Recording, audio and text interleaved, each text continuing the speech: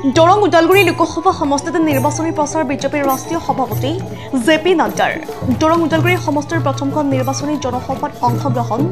ৰাষ্ট্ৰীয় সভাপতিগৰাকীৰ ৰৌতাৰ দণ্ড চহৰীয়া উচ্চতৰ মাধ্যমিক বিদ্যালয়ৰ খেলপথাৰত অনুষ্ঠিত সভাত উপস্থিত হৈ কংগ্ৰেছ আৰু বিৰোধী মিত্ৰ শক্তিক কঠোৰ সমালোচনা বিজেপিৰ ৰাষ্ট্ৰীয় সভাপতি জগত প্ৰকাশ নাড্ডাৰ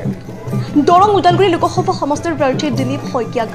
ভোট প্ৰদান কৰি জয়যুক্ত কৰাৰ লগতে তৃতীয়বাৰৰ বাবে নৰেন্দ্ৰ মোদীক প্ৰধানমন্ত্ৰী পাতিবলৈ পদুমৰ বুটামত ভোট দিবলৈ আহ্বান অসমীয়া আৰু বড়ো লোকবাদ্যৰে ৰৌতাৰ দণ্ড চহৰীয়া উচ্চতৰ মাধ্যমিক বিদ্যালয়ৰ খেলপথাৰত বিজেপিৰ ৰাষ্ট্ৰীয় সভাপতি জগত প্ৰকাশ নাড্ডাক আদৰণি জনোৱা হয় দৰং ওদালগুৰি লোকসভা সমষ্টিত বিজেপি দলৰ প্ৰচাৰৰ বাবে উপস্থিত নাড্ডা ৰৌতাত অনুষ্ঠিত হয় এই সভা দৰং ওদালগুৰিৰ প্ৰাৰ্থী দিলীপ শইকীয়াৰ হৈ নিৰ্বাচনী প্ৰচাৰত অংশগ্ৰহণ নাড্ডাৰ মোদীৰ চৰকাৰ সক্ৰিয় চৰকাৰ বুলি উল্লেখ কৰি বড়োলেণ্ডত শান্তি সমগ্ৰ অসমত শান্তিৰ পৰিৱেশ হ'ল অসমত মোদীৰ নেতৃত্বত প্ৰতিটো দিশত বিকাশৰ জয়যাত্ৰা অব্যাহত মোদীৰ নেতৃত্বত মাজবাটৰ পৰা যতীন নাথৰ ৰিপৰ্ট ইছা 24/7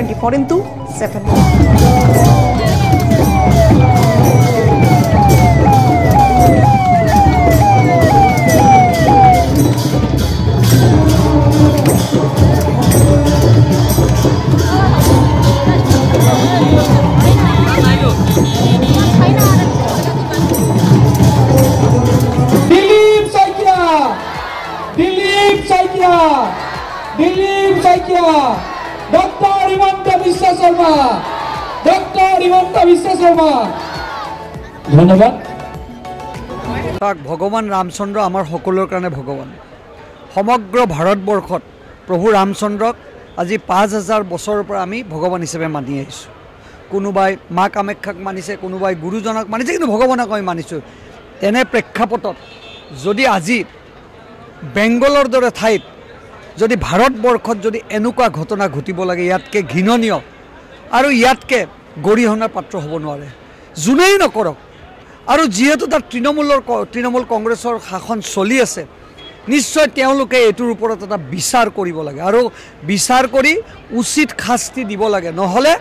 ভাৰতবৰ্ষৰ ৰাইজে কেতিয়াও ক্ষমা নকৰে আৰু তৃণমূলক চৰকাৰখনক জীৱনলৈ জগৰীয়া কৰি ৰাখিব আৰু ইয়াৰ আঁৰত যদি ৰাজনৈতিক চক্ৰান্ত কিবা আছে সেইটো তৃণমূল কংগ্ৰেছে এইটোৰ ওপৰত ব্যৱস্থা ল'ব লাগে আৰু অতি সোনকালে এই দোষীক সাব্যস্ত কৰি শাস্তি বিহিব লাগে আৰু আমি ভাৰতত যদি থাকি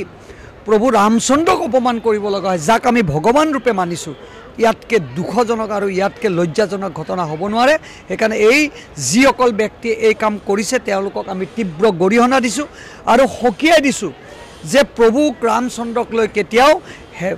ধেমালি আৰু কেতিয়াও এনেকুৱা তিৰস্কাৰযুক্ত কাম তেওঁলোকে নকৰে যাতে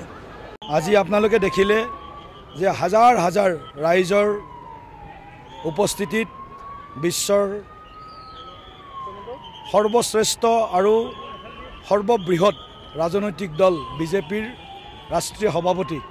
নাড্ডা ডাঙৰীয়াই ৰৌতাত আজি আহি নিৰ্বাচনী প্ৰচাৰত অংশ ল'লে তেখেতৰ উপস্থিতিয়ে ওদালগুৰি দৰং লোকসভা সমষ্টিৰ ভোটাৰ ৰাইজক দুগুণে উৎসাহিত কৰিলে অনুপ্ৰাণিত কৰিলে আৰু দৰং ওদালগুৰিবাসী ৰাইজ আজি নৰেন্দ্ৰ মোদী ডাঙৰীয়াক আকৌ এবাৰ তৃতীয় কাৰ্যকালৰ কাৰণে প্ৰধানমন্ত্ৰী পতাৰ বাবে আতুৰ হৈ যে আছে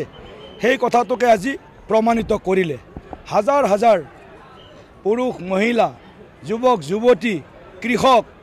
সকলো শ্ৰেণীৰ সৰ্বস্তৰৰ জনগণৰ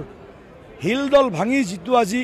এই সভাৰ উপস্থিতি সেই উপস্থিতিয়ে ইয়াকে প্ৰমাণিত কৰিছে দৰং ওদালগুৰিত নৰেন্দ্ৰ মোদী ডাঙৰীয়াৰ প্ৰতি ডক্টৰ হিমন্ত বিশ্ব শৰ্মা ডাঙৰীয়াৰ প্ৰতি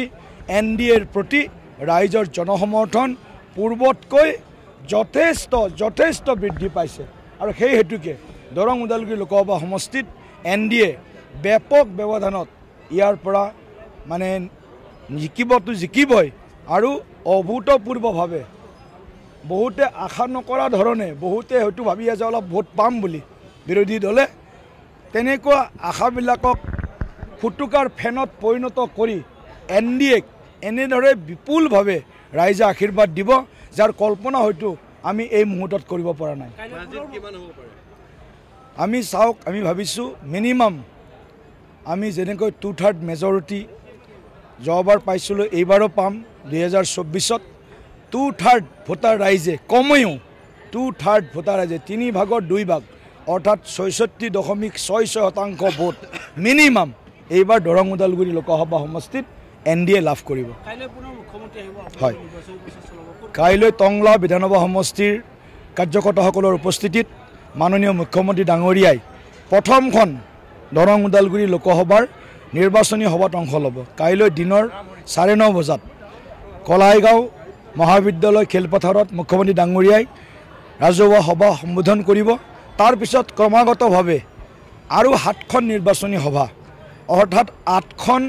বিশাল নিৰ্বাচনী সভাত মাননীয় মুখ্যমন্ত্ৰী ডাঙৰীয়াই দৰং ওদালগুৰি লোকসভা সমষ্টিৰ 8টা বিধানসভা সমষ্টিৰ বিভিন্ন স্থানত নিৰ্বাচনী প্ৰচাৰ চলাব।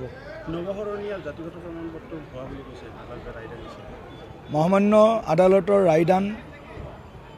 আমি সকলোৱে জানো, আমাৰ ওপৰত ন্যায় ব্যৱস্থা সদায় বিৰাজমান।